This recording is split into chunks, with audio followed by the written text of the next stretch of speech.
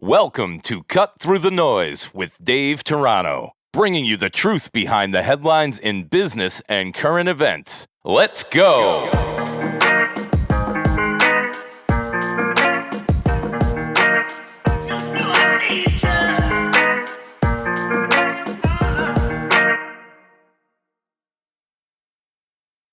Today we have a totally different topic. We're going to be talking about autism, and I have two guests. Dina Gray is the CEO of ABA Helps, and Kerri Brown is the Chief Clinical Officer of ABA Helps. What ABA does is it's a behavioral health agency out of Boston, founded in 2021, and they provide in-home therapy for clients with autism. Kerri, Dina, thank you for being with me today. Thank you, Dave. You're welcome. So tell me really quickly, what caused you to start this organization in 2021? What sparked it? I still remember March 15 when everything closed down.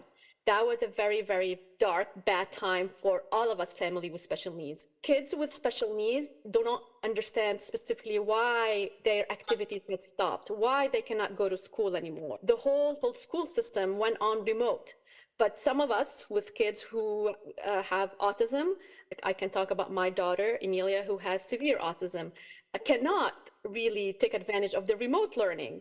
So while some kids were able to continue their education through remote learning, someone like Emilia could not take advantage of this. We talk about no kids left behind, but Emilia was left behind, and I'm sure many other families felt the same way. When we started ABA therapy with Emilia, we started at 2 years old. She was diagnosed at 18 months. We were working with an agency that provided that early intervention care. She was getting like 30 hours a week. Then she started going to school. Obviously, those hours has decreased. Throughout this time, I was challenging the agency that I want Emilia to learn skills to get her ready for independence. I was looking ahead. I do have two other kids older than her, so I do know what are the milestones. I do know the skills that they have that she doesn't have. We really need to get some more programming around skills acquisition. How do we get her ready to be semi-independent even? Only 10 years ago, the insurance companies started paying for ABA therapy. They're still learning. Everybody's still learning. The expertise is also new. So they're dealing with this younger population, but now no one is thinking ahead. How am I going to deal with them as they get older? Everybody's thinking maybe they graduate from this program. No, well, not everybody graduates. Once you have an autism diagnosis, it's for life. So when we were discharged, although I was like heartbroken because I didn't want services to be interrupted for Emilia, this is when I met Kerri Brown. I fell in love with Kerri, I have to tell you this, because when I asked Kerri, do you have experience working with older kids? Kerri gave me her background. She was working at NEC, which is an autism school, a residential school for ages 2 to 22. She's had all kind of experience working with older kids, although Emilia was still 5 at the time, or 6. But that was so important for me. And it came, this idea, I was like, hey, why don't we start an agency a behavioral health company, start this? And Kerri said, yes, of course, let's do it. Today, when a child gets a diagnosis of autism, the only thing that it's written in this report, in the diagnosis report, is get ABA therapy.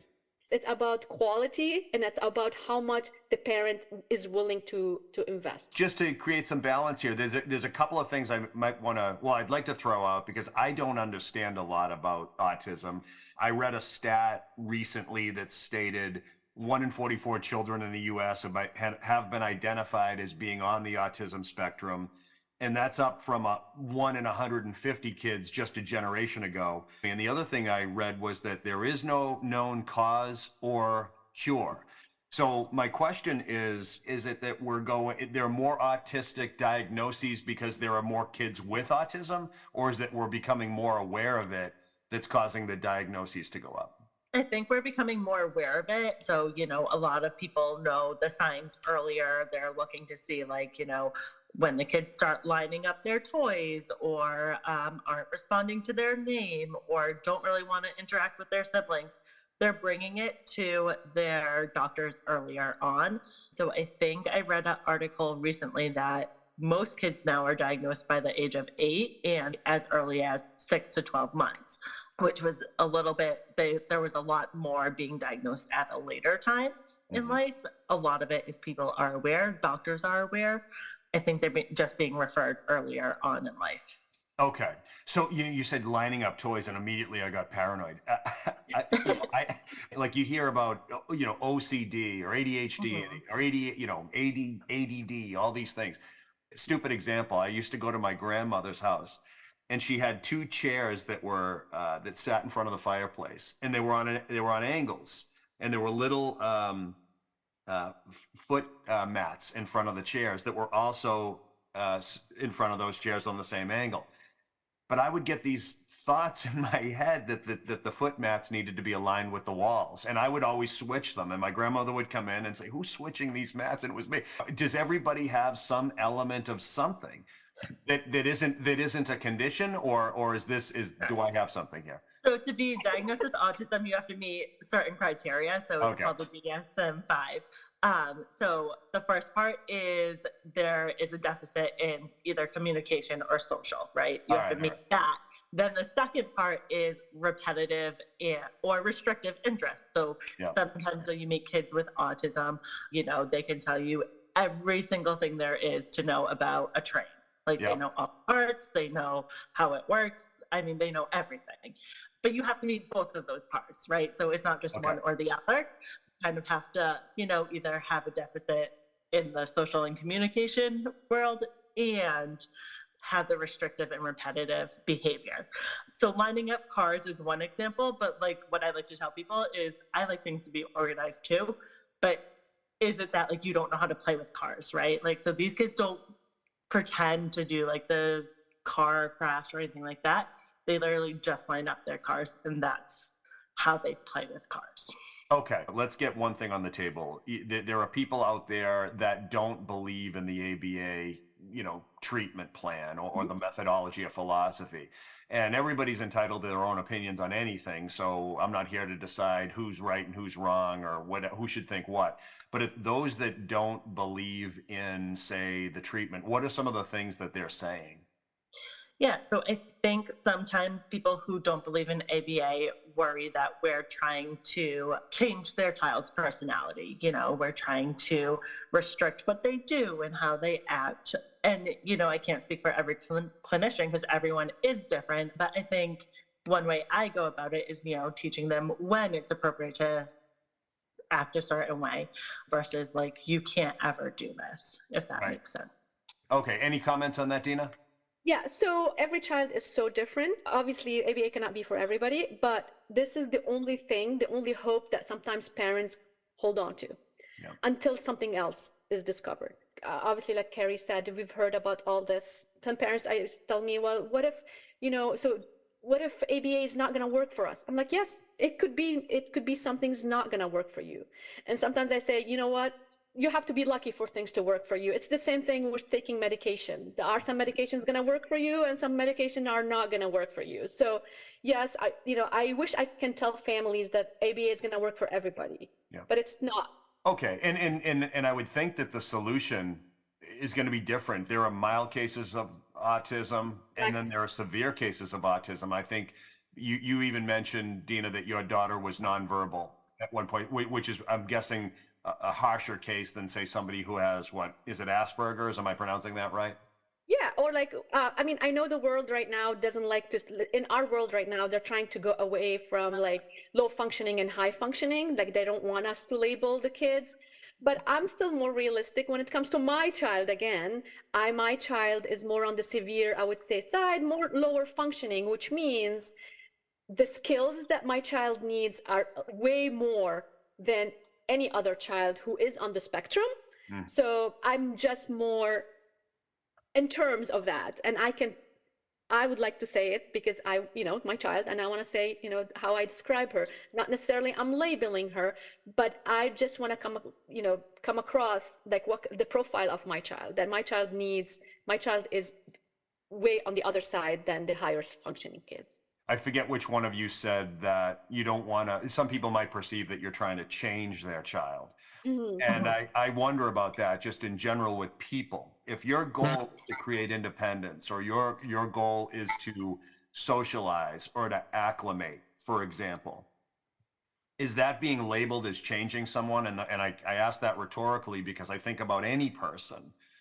Aren't we all at some level being socialized and acclimated to something in order to become independent, in order to survive and to some extent fit? I mean, what I think is appropriate as somebody who doesn't have autism might not be appropriate, say, in New York or in China. So at some level, in order for me to fit or to be normalized or conditioned, I should be at least aware of those things and in my way of being aware of them. So what do is that, am I off base in what you're trying to do? Is it just an element of socialization, independence?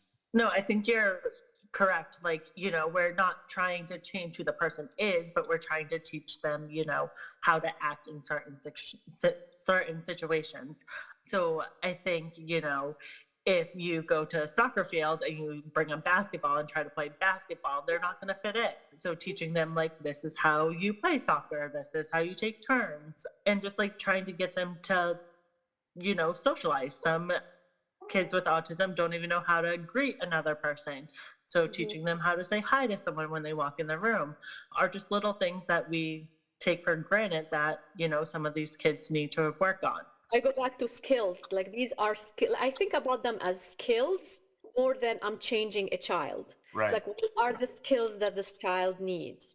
I mean, I see it that way as well, based on the way you describe it. But I would say that, you bring up basketball. I coach basketball, and when the team first showed up, we've got this team 5 years ago. Nobody really knew how to play the game or behave properly. They were just there. So, and none of the kids had autism, but there was still, we've got to teach you how to behave in this environment. We have to teach you how to listen and to not interrupt and not dribble the ball when we're talking and all those things. So I would think that at some level it still applies. Although, I did a couple of things that came up. One of the controversies was around, say, eye contact. And, depending on where the child or the adult is on the spectrum, although eye contact from a socialization standpoint seems to make sense. I know somebody really, really close to me who worked for a while with an autistic population, and eye contact, because there was no early intervention, triggered other things. It triggered violence, it triggered sexual responses, it triggered self-harm. So I think some of the controversy also might tie back to that. If the perception is we're creating this, say, need for eye contact, what are the consequences of eye contact? What's your perspective on that? Sure. I like to first say, like, we only target skills that, like, the family and if the client can participate in the treatment plan, see as a priority for them. So eye contact, for us is very important, but in other cultures it's not. So it does depend on where they are at and what the family sees as a priority. But to go back to, like, some of the self-harm, aggression, and those types of behavior, we often see those decrease as we teach the kids how to functionally communicate, right? So even if they're vocal, they might not be able to verbalize what they want. So if they can tell us, I want water, that's gonna be better than them telling us, they want water by grabbing a glass of water and throwing it at us. Or if they have any pain. So, like, a lot of times we see kids who hit their head have headaches, but if they can't verbalize they have a headache, we have no way of seeing those kind of internal events going on. So communication is really important for those to decrease. Functional communication is so important. And again, something like everyone would take for granted, but can you imagine, like, how this is just that simple thing and they can't do? Somebody shared an example where, it could be as simple. My wife was telling me, she had experience with this years ago, but she said, you might be behind somebody in traffic who, as soon as the light turns green, they're all over you with the horn and the screaming, and it might have to do with the rules of going when the light turns green, and you might have somebody behind you who has a condition of some sort, and immediately there's a lack of understanding. So you just never know. And I was thinking as you were talking, Dina, when the pandemic hit and all of a sudden you're, for all intents and purposes, trapped in your home. We all were, but what that meant to you was much different than what it meant to me. And then the consequences of that, not only trying to manage that dynamic, but understanding the severe loss in attention or education or learning. Even communication. So. Right. What about empathy? Is that part of the learning? You know, if you're along the autism spectrum, can you channel empathy in the same way as somebody who doesn't have autism, or is that, you know, I don't know. So help me understand that. I think it depends on, you know, where you fall on the spectrum, right? So some kids with autism have a really hard time with social cues. Well, I would say most kids on the spectrum have a hard time with social cues, right? They don't pick up when someone's sad or happy or mad or whatever the feeling may be. But the other part of that is like, so you have to recognize the emotion, but then you have to recognize what's causing it to really feel empathy, right? Like if I see that you're sad, I might be like, oh, I'm sorry you're sad, but I don't really have an understanding of why you're sad. But then if I found out like you just lost your family member, then like I have a different understanding. So I think there's a lot of steps to empathy. I think it can be taught, but there's also a lot of steps to it. And it kind of depends where you fall on the spectrum, which would depend how much empathy you're going to be able to really get. Here's my question, and I don't know if you have an answer to it.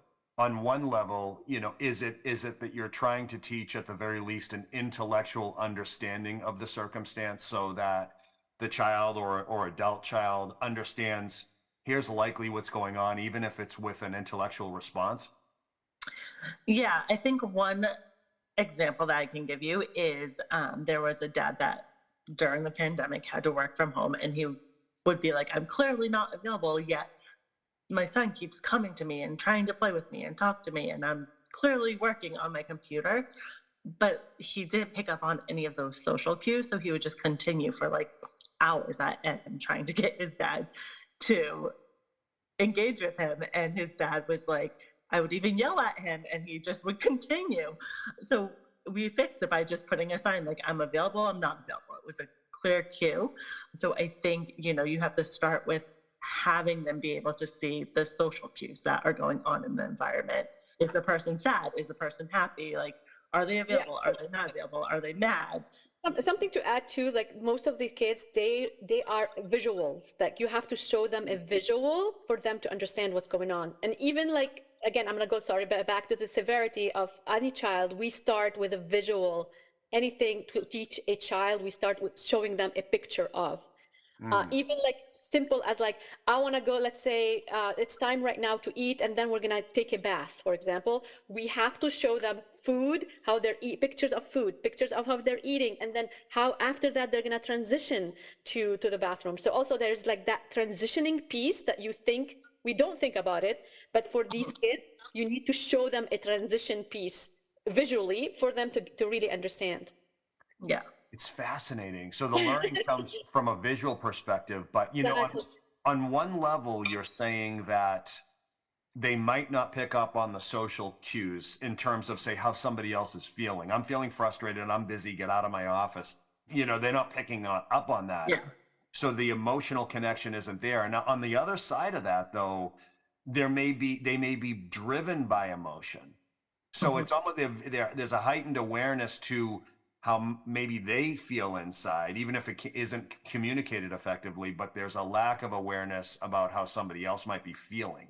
So the visual creates the understanding. Am I piecing that together right? Yep, correct. Yep. Yeah. And I think the other tough part is a lot of these kids don't generalize. So like, you know, you could teach using video modeling, you know, video of Dave being mad, but then when it comes to teaching a video of what Dina looks like mad, they might not generalize that. Like you might have to reteach that. So it can get very difficult. Even that, even if a skill has been taught in school, like these kids cannot generalize. Let's say a skill was taught in school and they cannot perform that same skill. Although in school is mastered, they learned it, they do it, but then in their home environment, they just don't know how to do it because they don't generalize. So we have to carry over what the school is doing, you have, as a parent, we have to carry over at home and teach that skill, the same skill that they learned in school. They may not necessarily generalize at home. Another part of what we're doing, we call it, like, we teach in natural environment. So where the child is, this is where we're going to teach them. It's their natural environment. This is how they learn. Because again, they cannot generalize these things. And we have, like, this is a challenge for families, for parents like us. And this is why we are there in the homes, to make sure also we are working with the schools. We are working with the schools, we are working at home, so the kid can generalize one skill. Okay. So when you say generalize, could I also interpret that as transferable skills? Mm-hmm. That concept as well? You said earlier, say knowing every single thing there is to know about a train. There's that capacity to retain that type of information. So if I showed a second train over here, there's not an association. It's learning from scratch again, and the capacity is still there now to learn everything about this train too, but not necessarily to transfer the common denominators. Yes. Correct. Wow, that's interesting. For those that don't fundamentally believe in the solution for whatever reasons, Dina, you're one of the parents who's benefited, and your daughter has benefited. In your mind, she's benefited, and probably maybe she feels the same way, right? Mm-hmm. What are the consequences? I think back to elementary school, and we had a couple of kids with autism in the school. I did not understand it. I did not know what it was, and I was petrified, absolutely petrified. And there was one kid in particular, he never did anything wrong to anybody, never hurt anybody, but when he was in the hall, I was hiding because I didn't feel confident that he wasn't going to hurt somebody. He looked different, he sounded different, right. He makes noises. Oh yeah, the noises and the flailing, and I didn't know what to do with it, and I just wanted to be anywhere but where he was. Mm-hmm. And I look back and I'm like embarrassed that I felt that way, but I was a kid. I didn't know. I was more like afraid. So I say that because I wasn't going to do anything to help him feel comfortable, because I was just worried about my own safety. And yet at the same time, there are consequences to these children not feeling accepted. And you could argue that, Dave, you didn't accept this kid. Yeah, I guess you're right. But I was hiding from him because I was protecting myself from what I thought could be harm. Yeah. There's a consequence to the child with autism in that case, because they can easily feel alienated. As I got older, I saw one kid being picked on, and he was being picked on by these other kids who weren't from the area, because they took what he said as an insult. And then I remember going up to these kids thinking, I'm going to get my butt kicked right now. But I had to explain to, like, the lead kid, your buddies are picking on somebody who's got a disability, Mm-hmm. and they think they're picking on somebody who's offended them intentionally. And I remember that kid putting a stop to it immediately, and he called off the dogs and they left the kid alone. But I could see why they took it that way. And then I could also see, wow, there's a consequence to this child who has no idea that he just offended these kids. So if you could comment on that long drawn out, those two long drawn out scenarios, I would think that there's a consequence to not helping these kids socialize. Yeah, absolutely. But I feel also, I mean, you're talking also, this is when you were in elementary school. I think where we are today is so, I would say 50 times better when we were back then during your time. Yeah. Right now, and I'm going to speak again also about my experience with our school system, and we're here where we are in Massachusetts as well. Right now, I feel our society, and especially the schools, are doing an amazing job including these children into the day-to-day life of a student. Also, there's a lot of more awareness, a lot of education for the typically developed kids in school to understand the kid who is a little bit, they call them, like, let's say if he's a little bit different, but that's okay. And they even say a little bit. They're not even saying he is or she is different. Yep. So I feel the school system are doing a great job educating the school population, the kids. Also, they're doing a great job including these children. Even my child, who is like so severe, she does have classes with typically developed peers. She has music with typically developed peers. She has art with typically developed peers. And when I go and observe, it's so beautiful. You should see how these other kids, and my kid, like we said, nonverbal, they are helping her. They ask her, Emilia, what do you do you want me to help you?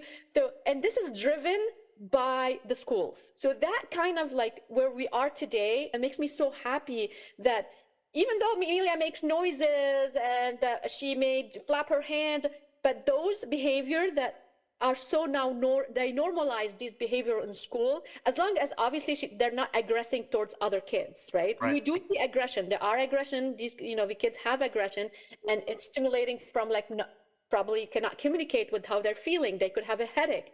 They could not have. They don't want to be in this class today. It's overly stimulating for them, but they cannot express it. So they do see aggression, obviously, but it's very well controlled.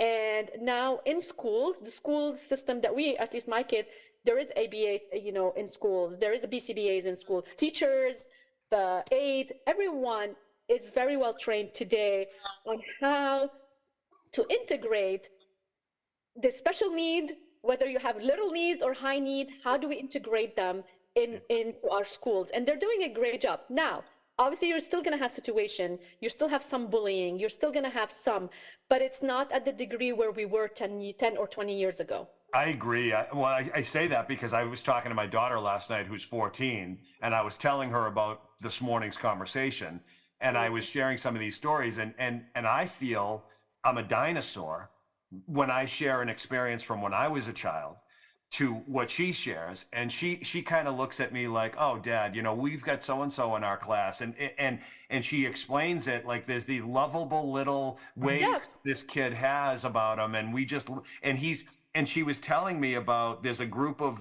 girls that hang out with this one boy, and she said, and he's part of our group, and he does this, and I think to myself, that's awesome. That's awesome, because that's not how it was. It's not how it was, at least in my experience. Exactly. And also, like back then, if you had any disability, especially autism, you were not in mainstream. You were at an autism school. Right now, there's a huge movement, not just right now, like that movement started 10 years ago. It's no longer about putting these kids away. It's integrating these kids. It's including. It's all about inclusion right now. And so right now, the schools and us, the families, we want to do everything possible to keep our kids in their community. Even though they're different, even though their skills requires different skills, they need different education, but let's provide them this education in their community, because they have seen that this kind of inclusion, this kind of awareness actually helps the child and helps actually the community accepting the child. So we only have a few more minutes. So let me ask you this. Given that the spectrum is so huge and every child needs something different and unique, what's an acceptable outcome from say I don't want to phrase this wrong, but say a more mild case to a more severe case? What could a parent or a family, or what should they expect as an acceptable or successful outcome at, say, this end of the spectrum versus, say, a more severe end of the spectrum? So I think when we start ABA therapy, we meet with the parent and we go over assessment. It's a standardized assessment depending on the age of the client, what skills they have. And we develop a treatment plan based on what's a priority for each family. So the outcome really depends on what the family sees as important. Some families just want to see a kid sitting at the dinner table with them. They don't care if they're eating with their hands. They don't care if they're eating out of a pan, but they're sitting there with the family.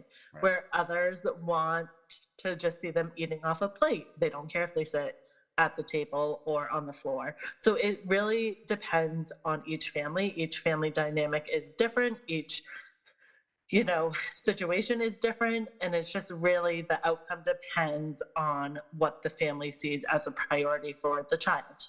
Okay. Is it ever too late to start therapy? Never. No. Never. No. I've totally trained a 15-year-old. So no, it's never too late. But in an ideal world, in an ideal world, for those that believe this is to be a solution, when should a family start to get the best results? Right away. Right away. Right now, as the minute you get a diagnosis, and it depends on the child. Like my daughter got the diagnosis at 18 months. Yeah. We've seen diagnosis now at 1 year. We have, and although, I mean, I want to just go back to our company. Although we said we want to cater to older kids, we actually have 2 years old and 3 years old. So it's no longer about like the older kids. For us, really, it's about helping families. And if we can service them, regardless of age, we are doing it. So I just want to add that too as well. So right now also we do have very young kids, as young as like 2 with a diagnosis, like they had it at 1 year old. I keep thinking of more questions, so I'm going to have to cut myself off in a minute. But is this kind of a lifelong opportunity, or is it typically a fixed period of time? It's lifelong. So ABA, although insurance doesn't always pay for it after 22, is something that can be used throughout your life. You know, ABA is well known for its work with autism, but it's used in businesses. It's used to train, like SeaWorld has BCBAs that work with animals to train. There's BCBAs in the FBI. So it's like used in different functions. So it is lifelong. And if I add too, for example, every age, just take any age of a child to adulthood. With every age, are new skills to learn in life. And so the kid who has autism is always catching up. There's always catch up to do. There are never like, you meet something, but then the gap gets bigger and bigger as you get older.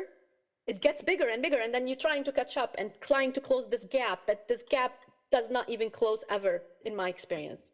Okay, I get that. The cumulative effect of an early intervention is going to have more sustainability than, say, trying to catch up later on. What about parents? What role, and is best you can to be concise here, to what extent do parents impact the effectiveness of this or the ineffectiveness of this? The parent, and that's why I went into this business, the parent impact this a lot. So the parent, there's 2 things that parent. Number one is, once a parent is on board and they want to see their kid progress, they need to be very, very vested in this. They need to also not just leave it to ABA and the therapist, but they also need to learn exactly how the therapist and the BCBA are treating your child. So you can carry over. So it's no longer about just like, oh, I'm having therapy and I'm leaving, that's it. No, it's not about, it doesn't work that way, because you're not going to have the therapist 24-hour in your house. So you need to actually also learn from the therapist, and carry over So to reinforce it. Yes. So family is very important. And as I said earlier, it is a lot on families. I mean, think about it. This is a lot of therapies, a lot of people coming in your home.